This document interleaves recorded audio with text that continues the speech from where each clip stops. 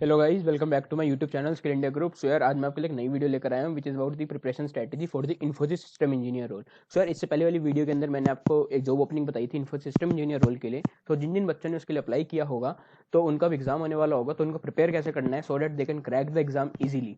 सो इस वीडियो के अंदर हम उन सब टॉपिक्स के बारे में बात करने वाले हैं। सो बिना देरी करते हुए वीडियो को स्टार्ट करते हैं, और जो जो चैनल पर नया है प्लीज़ चैनल को सब्सक्राइब करना। तो सबसे पहले इस वीडियो के अंदर मैं आपको इंडेक्स बता दूं। इस वीडियो में मैं क्या क्या बताने वाला हूँ, आपको जनरल इंट्रो के बारे में बताने वाला हूँ, इन्फोसिस क्या पैकेज हमें ऑफर कर रही है एंड इसके अंदर और कौन कौन से रोल्स होते हैं इन्फोसिस के अंदर। एग्जाम पैटर्न के बारे में बात करूंगा एंड आखिरी में सिलेबस और प्रिपरेशन स्ट्रेटेजी की बात करूंगा। तो बेसिकली जनरल इंट्रो में बस यही है कि इन्फोसिस हमें 3 रोल ऑफर करती है for the package of 3.6 LPA, 6.25 LPA and 8 LPA. जो 3.6 एलपीए वाला पैकेज होता है उसको हम सिस्टम इंजीनियर रोल कहते हैं। 6.25 एलपीए वाले पैकेज को हम DSP which is digital specialist programmer कहते हैं, एंड 8 एलपीए के अंदर हमें पावर प्रोग्रामर या स्पेशलिस्ट प्रोग्रामर का रोल ऑफर होता है। So this video is only about the system engineer role. तो अब एग्जाम पैटर्न की बात करते हैं। ये एग्जाम पैटर्न हमारा प्रीवियस ईयर के अकॉर्डिंग है। तो इसके अंदर हमें रीजनिंग के 15 क्वेश्चंस मिल जाएंगे which is and with the time duration of 25 minute. Mathematical ability 10 questions 35 minute and this section is going to be the difficult one.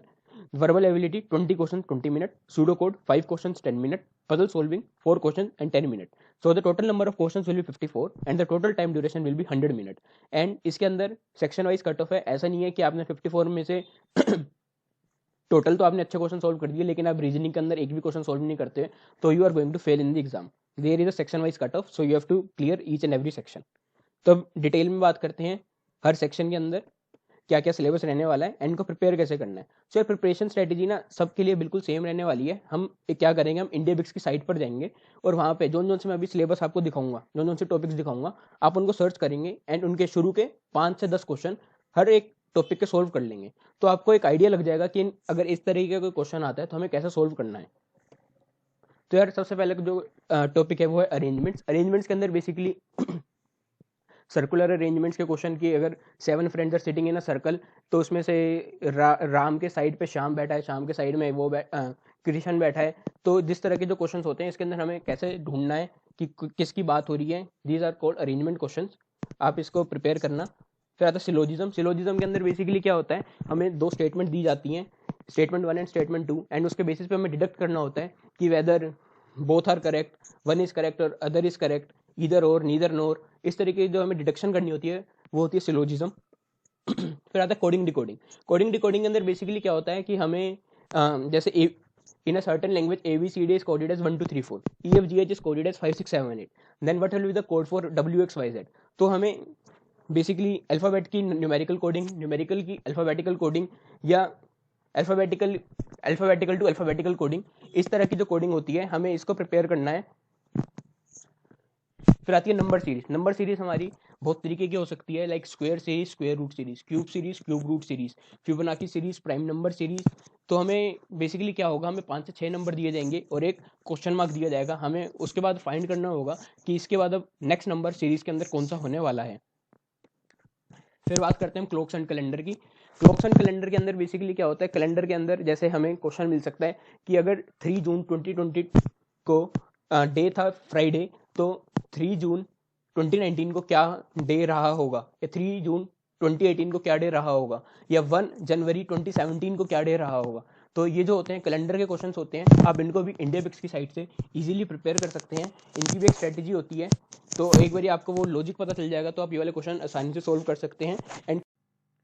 And clock के अंदर क्या होता है कि बेसिकली जैसे हमारी आर वाली सुई 7 पर 7 से 8 के बीच में एक ऐसा टाइम बताना है कि जब आर वाली सुई के अंदर एंड मिनट वाली सुई के अंदर 180 डिग्री का एंगल बने, तो हमें वो टाइम बताना होगा। तो दिस टाइप ऑफ क्वेश्चन आते हैं हमारे क्लॉक्स के अंदर। अब बात करते हैं नेक्स्ट टॉपिक की which is data sufficiency. Data sufficiency के अंदर बेसिकली क्या होता है, ये बेसिकली एक तरह के सिलोजिज्म की तरह ही होते हैं ये, बट इसके अंदर हमें 2 मैथमेटिकल इक्वेशन दी होंगी in the form of statement, and हमें बताना होगा क्या ये दोनों स्टेटमेंट के थ्रू हम पर्टिकुलर एक आंसर पर पहुंच सकते हैं या नहीं पहुंच सकते हैं। जैसे एग्जांपल के लिए एक क्वेश्चन मैं आपको बताता हूँ कि find the age between Raju and Ram, find the age difference between Raju and Ram. अब इसके लिए हमें 2 स्टेटमेंट्स दी जाएंगी कि राजू की एज ये है, या फिर कुछ भी ऐसी सी 2 स्टेटमेंट दी जाएंगी, उसके बेसिस पे हमें डिफाइन करना होगा कि whether we can find the ages, whether we can find the answer or not. If we can find the answer, then the answer will be true, and if we cannot find the answer, then the answer will be false. And इसके अंदर ये भी हो सकता है कि सिर्फ एक ही स्टेटमेंट से दोनों का आंसर निकल जाए या फिर दोनों स्टेटमेंट की जरूरत पड़े, तो ये हमें ऑप्शंस के बेसिस पर डिफाइन करना होगा। अब बात करते हैं नेक्स्ट टॉपिक की, which is mathematical ability. Mathematical ability के अंदर सबसे पहला टॉपिक है एंड मोस्ट इंपॉर्टेंट टॉपिक है परसेंटेज। बिकॉज परसेंटेज ऐसा टॉपिक है, चाहे आप नॉर्मल परसेंटेज के क्वेश्चन ले लो, सिंपल इंटरेस्ट के क्वेश्चन ले लो, compound interest, time and work के अंदर ले लो, या फिर डिस्काउंट के अंदर क्वेश्चन ले लो, परसेंटेज हमारा कहीं पर भी यूज़ हो सकता है।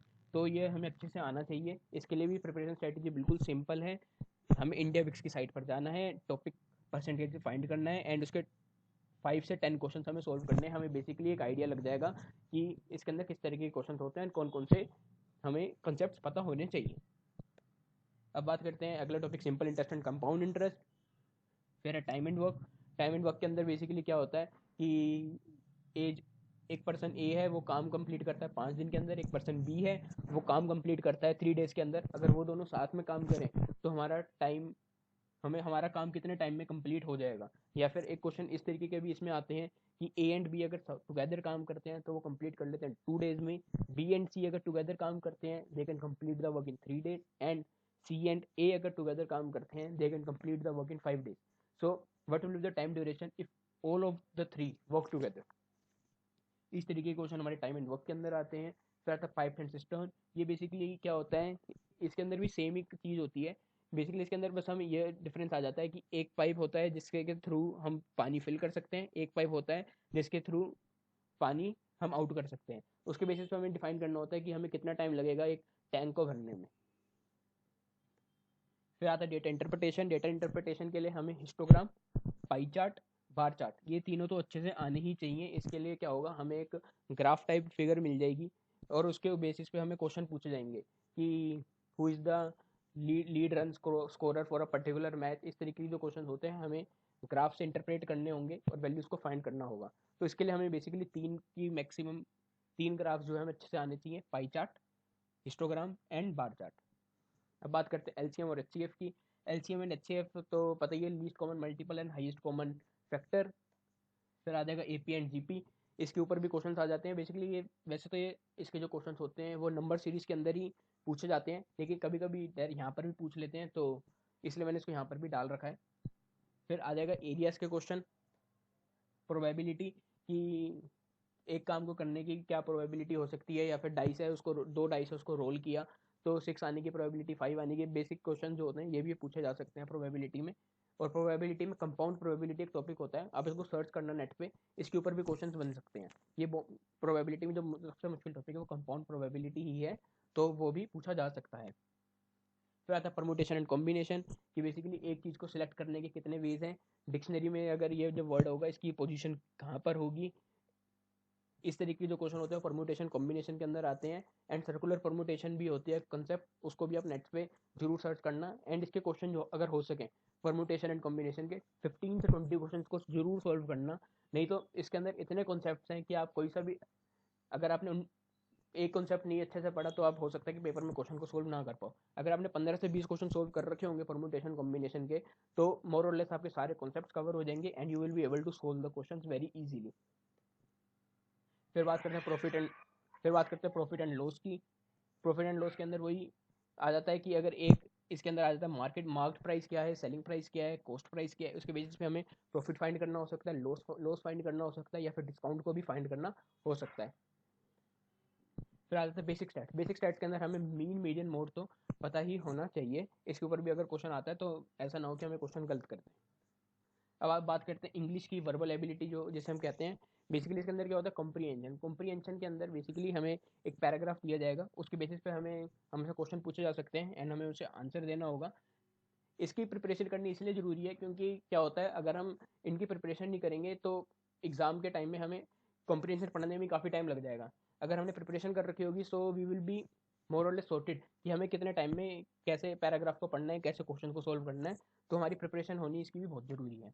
तो एज सेंटेंस करेक्शन, इसके अंदर बेसिकली हमें सेंटेंस दिया जाएगा और उसके ऊपर उसमें एक वर्ड मार्क कर रखा होगा कि ये गलत है, तो इसकी जगह पर कौन सा वर्ड आना चाहिए।